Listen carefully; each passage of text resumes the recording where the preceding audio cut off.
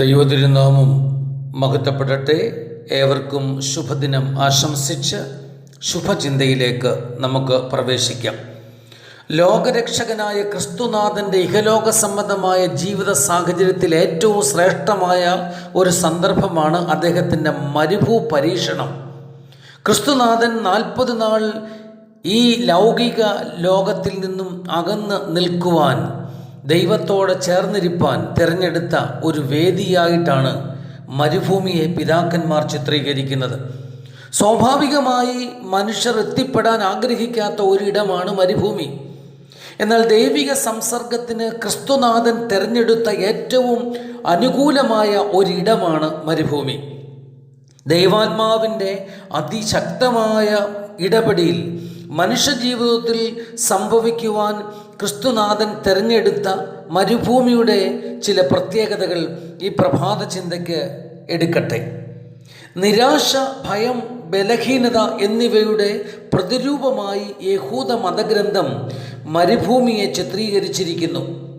വാസ്തവത്തിൽ മനുഷ്യജീവിതത്തിൽ ക്രിസ്തുനാഥൻ്റെ അസാന്നിധ്യം ഉള്ള ഇടങ്ങളിലാണ് മരുഭൂ പ്രതീകങ്ങളായ നിരാശയും ഭയവും ബലഹീനതയും ആളിപ്പടർന്ന് പന്തലിക്കുന്നത്.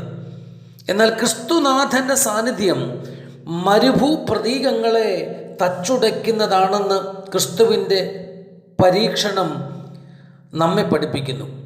ഇസ്രായേലിൻ്റെ ചരിത്രത്തിൽ പകൽ മേഘസ്തംഭവും രാത്രിയിൽ അഗ്നിത്തൂണും മരുഭൂ യാത്രാ കാലത്തിൽ ദൈവജനത്തിൻ്റെ ജീവിതത്തെ ഊഷ്മളമാക്കി.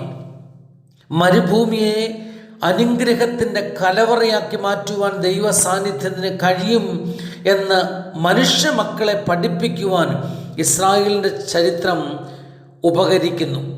ക്രിസ്തുനാഥൻ്റെ അനുഗ്രഹ സമ്പൂർണമായ സാന്നിധ്യം മരുഭൂമിയുടെ അവസ്ഥയിൽ കഴിയുന്ന മനുഷ്യ മക്കളെ മലർവാടിയുടെ അനുഭവത്തിൽ എത്തിക്കും എന്നതിനായിട്ടാണ് 40 നാളിലെ ഉപവാസത്തിനായി മരുഭൂമിയെ ക്രിസ്തുനാഥൻ തിരഞ്ഞെടുത്തത്. പകൽ നേരത്ത് അത്യുഗ്രമായ ചൂട്, രാത്രിയിൽ അതികഠിനമായ ശൈത്യം, സാധാരണ ഒരു മനുഷ്യന് പിടിച്ചു നിൽക്കുവാൻ കഴിയാത്ത അവസ്ഥ. പക്ഷേ അടിയുറച്ച ദൈവ സാന്നിധ്യബോധവും ദൈവാശ്രയവും ഏതു മനുഷ്യനിൽ ശക്തമായി നിലനിൽക്കുന്നുവോ ആ മനുഷ്യന് ക്രിസ്തുനാഥൻ കാട്ടിത്തന്ന ദിവ്യ അനുഭവത്തിലേക്ക് ചെന്നെത്തുവാൻ സാധിക്കും. മരുഭൂമിയുടെ രണ്ടാം സവിശേഷത നരഭോജികളായ വന്യമൃഗങ്ങളുടെയും മാംസഭുക്കുകളായ കഴുകന്മാരുടെയും അധിവാസ സ്ഥലം എന്നതാണ്. ഏകനായി ഒരു മനുഷ്യനെ ഈ സാഹചര്യങ്ങളെ എങ്ങനെ മറികടക്കാമെന്ന് ക്രിസ്തു കാട്ടിത്തരികയാണ് തൻ്റെ ഉപവാസത്തിലൂടെ. ഇന്നത്തെ സാമൂഹ്യ ജീവിതത്തിൽ നിഷ്കളങ്കരും നിർമ്മലരുമായ മനുഷ്യർ മരുഭൂ സമാനമായ വന്യമൃഗങ്ങളുടെയും പറവജാതികളുടെയും പീഡനത്തിന് ഇന്നും മൗനമായി വിധേയമാകുന്നു എന്ന പരമസത്യം നാം വിസ്മൃതിയിലാഴ്ത്തിക്കളയരുത്. ജീവൻ്റെ ആത്മധാര നഷ്ടമാകുന്ന സാഹചര്യങ്ങളും സന്ദർഭങ്ങളുമാണ് മരുഭൂമിയുടെ മൂന്നാമത്തെ പ്രത്യേകത. മരണവും അന്ധകാരവുമാണ് മരുഭൂമിയുടെ ഫലം. എന്നാൽ ക്രിസ്തു സാന്നിധ്യം മരണത്തെ ജീവനായും അന്ധകാരത്തെ സ്വർഗീയ പ്രകാശവുമായി രൂപപ്പെടുത്തും. പ്രായോഗിക മനുഷ്യജീവിതത്തിൽ മരുഭൂമിയുടെ അവസ്ഥാവിശേഷങ്ങൾ സംജാതമായേക്കാം. എന്നാൽ ഓർക്കുക, ദൈവ സാന്നിധ്യം, അടിയുറച്ച ദൈവിക ബോധം അവയെ നിശ്ചയമായും മറികടക്കും. ദൈവത്തോടുള്ള പറ്റുമാനം നമ്മെ അതിനെ സഹായിക്കും. ഒരു നിമിഷം പ്രാർത്ഥിക്കാം.